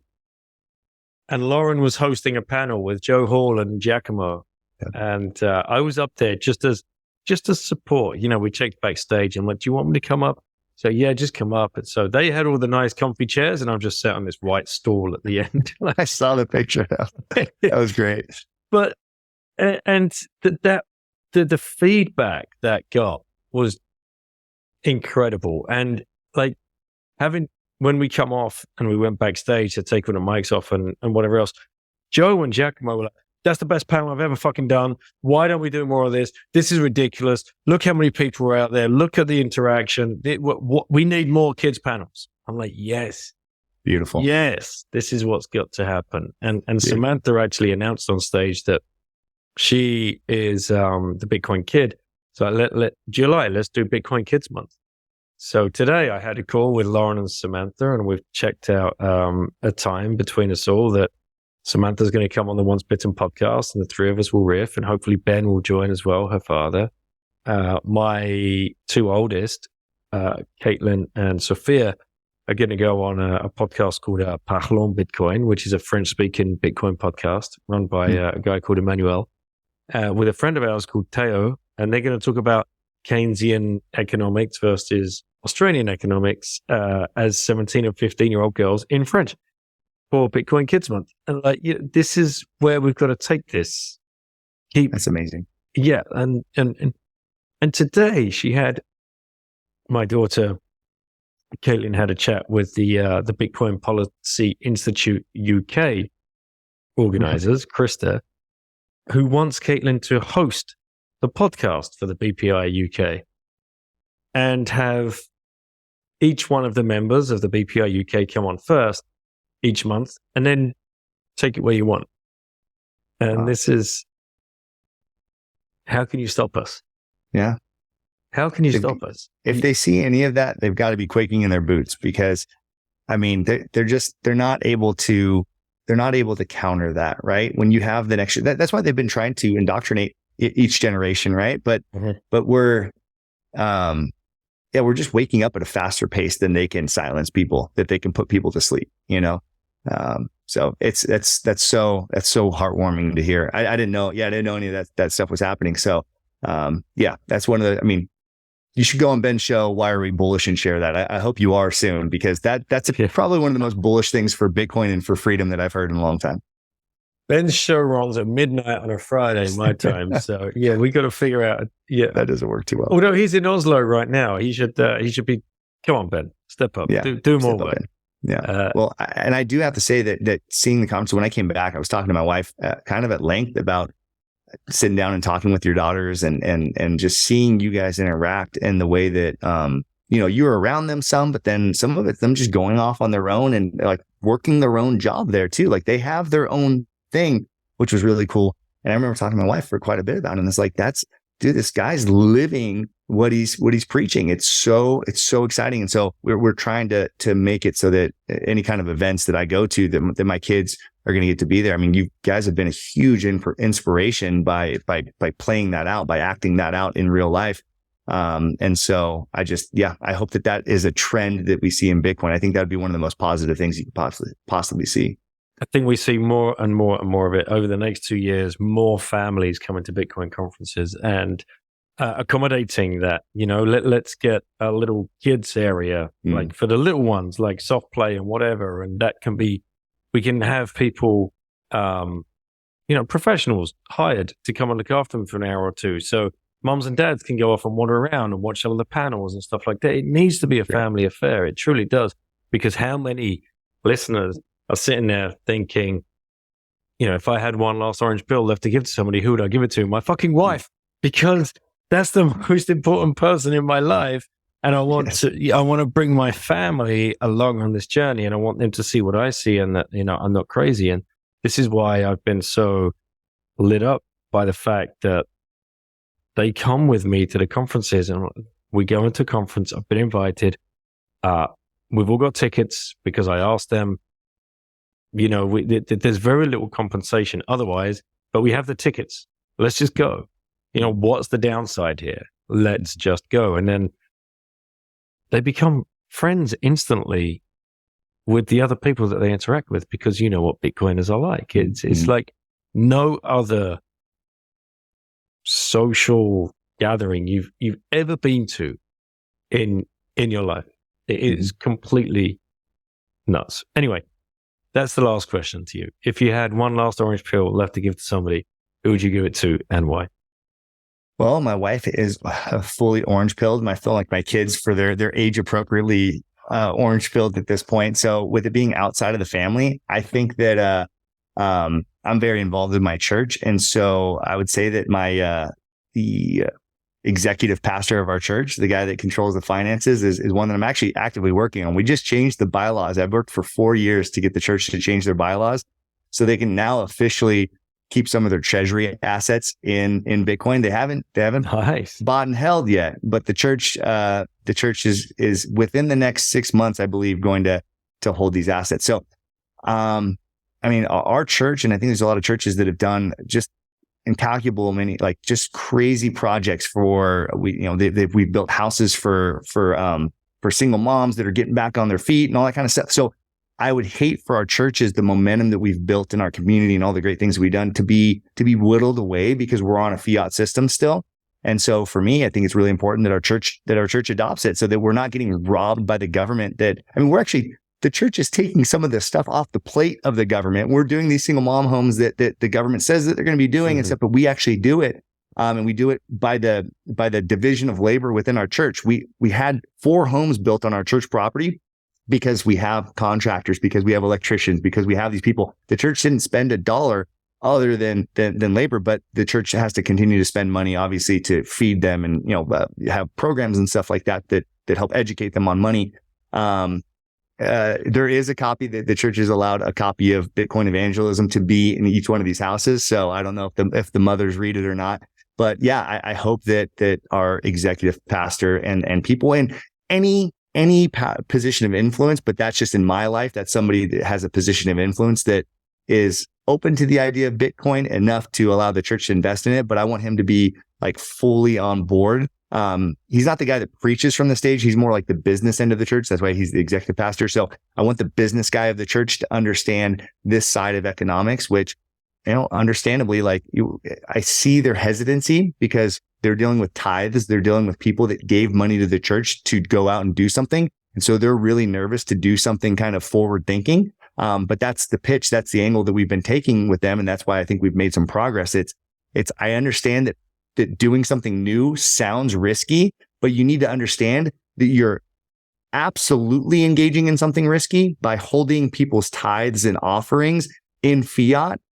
They gave it to you at yesterday's value. And when you're holding on to it to be a good steward and you're actively losing 7, 8, 10, 15% of it, that's not being a good steward. So I think church is waking up to, because churches have this idea that we need to be good stewards of what we've been given.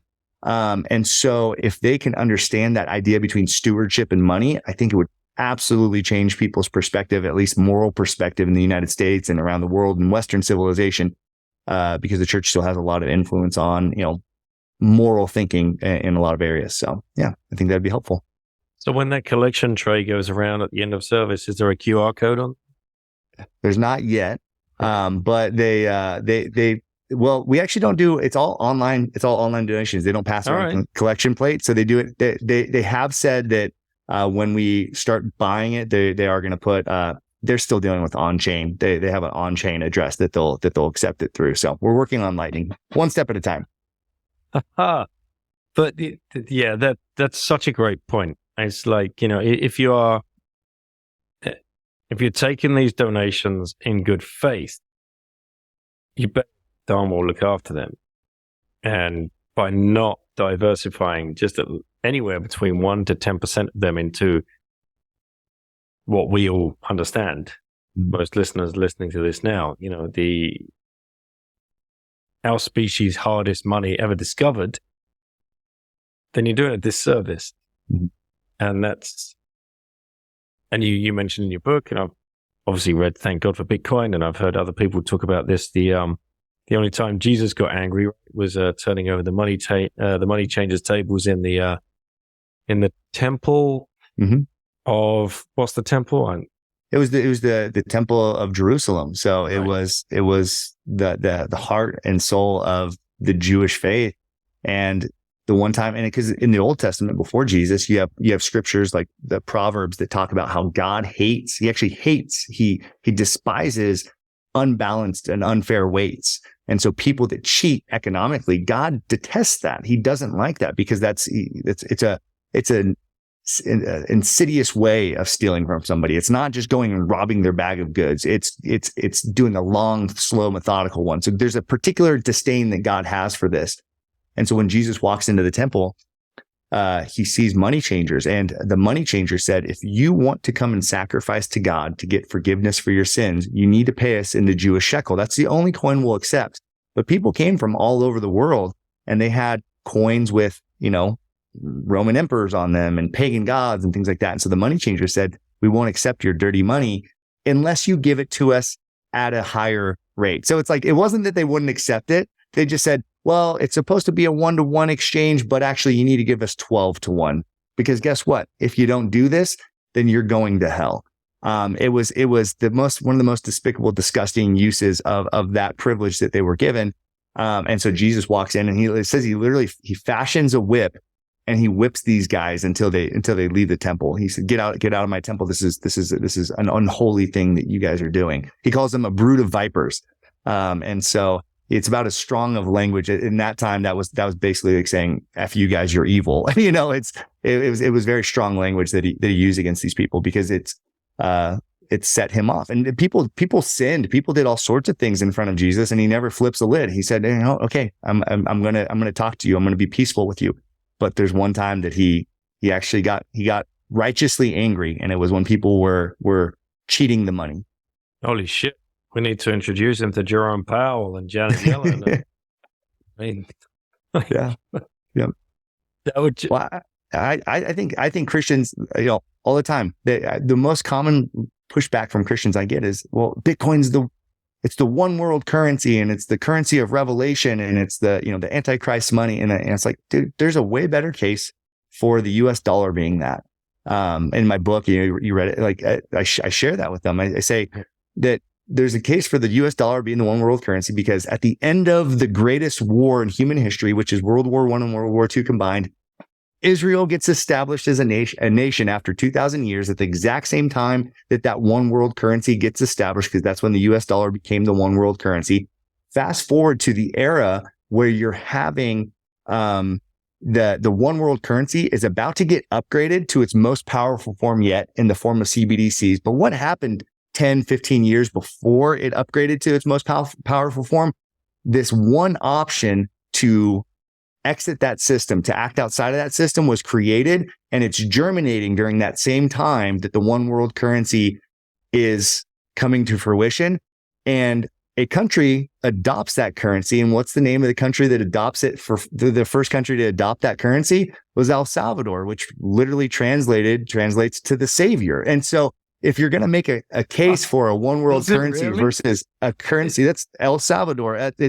El Salvador was there's a San Salvador, a Saint Salvador, but Saint Salvador, he's named after the savior. So El Salvador means the savior. And so, Bitcoin is the savior. I'm not saying it absolves you of your sins, but as far as your way to opt out of that Antichrist system, if you want to go to that route, if you want to go the religious route, there's a really good case for that. And Bitcoin being the moral option, the moral opposite of the Antichrist money. And so I don't think that like we need to get that extreme with it. But for the person, the Christian, the person that thinks that Bitcoin's a problem because it's a one world currency, it's like, no. That's all wrong. Like it is the way to opt out of that system. And I think this is me thinking with my Christian hat on. I think that God navigates through history at certain technological times. Like people ask all the time, why did Jesus live during the Roman Empire? Why didn't he come earlier in history? If he's supposed to be the one that like saved us from our sins and stuff, why didn't he come at the very beginning of history? Because at the very beginning of history, the world was decentralized. So something that happened in one part of the world had no relevance on the other part of the world. But Jesus came along at the time when the Roman roads were created. The Roman highway infrastructure was the first time in human history that you could travel to all corners of the world because of the roads, the infrastructure that the Romans built. So there's an argument to be made that that God works through certain points of history because of technological upgrades. And I think that God's working through this moment of history. And I think that Jordan Bush and those Thank God for Bitcoin guys share that same sentiment, that God's working in this time of history because he uses these technological things to push his purposes forward. And I think that that's the moral Christian case for Bitcoin. And anybody that isn't a Christian can see the morality in those same principles, whether you associate them with God or not. I mean, I should stay in my lane, obviously, and I'm way out of my lane when it comes to a religion and things like that.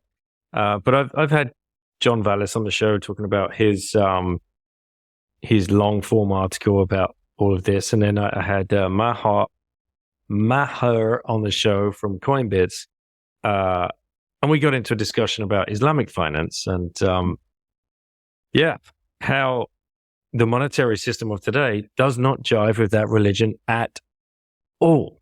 Like, it's just nowhere near. So not only has the Christian religion been completely usurped with this idea of unfair balances, but the Islamic religion as well, with this idea of Islamic finance, and you should never use usury, and there should never be interest rates, and the money should never be effed with, for want of a better term. It spans everything, Bitcoin, absolutely everything, and unites us all at the same time, because we are the only species on this planet that uses a medium of exchange to express value and communication to each other. And if that medium of exchange is completely manipulated by very few puppet masters, which we know now because we've read the history, Creature of Jekyll Island, and how the Federal Reserve Act was put into place, or Secrets of the Federal Reserve, and that they'd even tried this way back in the day with Alexander Hamilton. They've been trying for centuries to get that central bank, and how unconstitutional it is, and how it infringes everybody's freedoms. What a time to be alive, man. Yep. We were born for such a time as this, I think that we're here and now because we were the ones that were going to push this forward. And so that's the cool thing about Bitcoin is my name's not going to be in the history books, but Bitcoin is going to be in the history books. And my kids and my kids' kids will know that grandpa or great grandpa, got to be a toenail in that journey. And so, that's what I'm excited about is, being a part of this unstoppable force. All right, man. How can people find you, and what's the best way to get a hold of you, and what's the last shill you want to give for your book and Orange Pill app and anything else that you are working on? Beautiful, my friend. I appreciate your time and your platform. As a longtime listener, it's always cool to be on things like this. So yeah, as far as where to find me, Orange Pill app, hit me up, DM me on there. If you're ever in Southern California, I'll meet you for coffee. I'll treat you to some food and some steak at my friend's coffee shop. They have it's a coffee shop, but they have these high-end meats, and so I'll treat you to a really expensive meal at a really overpriced coffee shop that has really good food though. And so yeah, Orange Pill app's the best way to find me. You can follow me on Twitter. My name's @Brian DeMint on there. Do SAT giveaways all the time, try and stimulate the pleb Bitcoin economy. It's a lot of fun. But my book, it's on Amazon, it's on Audible. You can find it there. Love feedback. If anybody ever wants an autographed copy for a friend or a parent, I can send those out as well. Just hit me up and we can do a lightning payment for those and just do those one-on-one. But the Orange Pill app, that's where most of my time and attention is focused in the Bitcoin space right now, because to me, that's the most bang for your time dollar as far as because what we're building in the Orange Pill app, and I can say this because it wasn't my idea. I can brag about it because it was somebody else's idea that I get to help champion along. Mateo had this brilliant idea of we need a tool for these things. It's something that we as Bitcoiners have said for a long time. We need to be able to facilitate this social layer. But Mateo, somebody stepped up and did it. And so, championing that cause, seeing the Orange Pill app, the social layer, as a critical component for hyper Bitcoinization gets me out of bed in the morning to get up and get after it. you're going to have the top line things. You're going to have Jack Mallers getting Strike to, enable Walmart to do Bitcoin payments. Those things are going to happen. And those things are going to be, seismic changes in Bitcoin, and really cool because you have people operating at the top end of society with the biggest retailers and having remittances all over the world. But what about the mom and pop shops? What about the other end of society, the nail salon or the donut shop or the independent hamburger joint that, or the rancher, that those people want to operate in that economy as well. Well, Jack Mallers and those people are taking over the top line of society. They're crushing it up there. We're trying to build the social layer down here and the circular economy down here so that you can go. And that's one of the releases that's going to come out later this year. You're going to be able to find merchants in your area with the Orange Pill app that you can go down and you can buy a coffee. You can go down and you can buy your wife a pedicure for Mother's Day with Bitcoin. And those types of relationships are so on brand with what Orange Pill app's building, because it's all about in-person connection. So whether I'm just going and I'm meeting a friend, or I'm going and I'm shaking a rancher's hand and doing business with somebody, so that I have this invaluable connection, so that if the ish hits the fan and everything goes to hell, I have people that have a similar set of ideals and values that I have, and I have a common form of money that they will accept and interact with. That is one of the best insurances I can buy with my time and my money right now. And so Orange Pill app is, to me, in my personal assessment, it's a necessity for a Bitcoiner. It's something that Bitcoiners need to do. It's not something you need to go on and meet a new Bitcoiner every single day, but just slow and steadily, just like you dollar cost average. You buy once a week or once a month or whatever. You're just slowly accruing sats. We should be doing that same thing with Bitcoin friends. We should be just stacking those Bitcoin friends little by little. Each connection matters. It's exponentially more valuable. We understand that as Bitcoiners, that every connection has a bigger effect than just a one person connection. And so that's my encouragement to people, is just go out, start with one connection and go from there. It's easier and it's more rewarding than most people realize it is. 100%. Man, you killed this episode. It's been great to get to know you over the last, it's been so quick, 9 months, whatever it's been. And lucky enough to actually have met each other in real life along some of the other guys from Orange Pill app. And we got a great team, and from strength to strength. Appreciate your time. Appreciate what you're doing and what you're doing for Bitcoin. You did not shill your spaces. That's a really good point. If you guys want to jump into our monthly spaces, that's one of the more fun interactions. We always open up questions for everybody at the end. So if we have Daniel Prince on, or if we have, whoever, the big name of that week or that month's episode is, people get to interact. And that's what Orange Pill app is all about, is everybody's a pleb. And so being able to interact with influential Bitcoiners is a really cool function. And those are just some of the most edifying spaces. We keep it very casual. Follow Orange Pill app at Orange Pill app on Twitter. And we do spaces actually more than once a month now. So those can be some of the best bang for your time dollars as you could possibly get as well.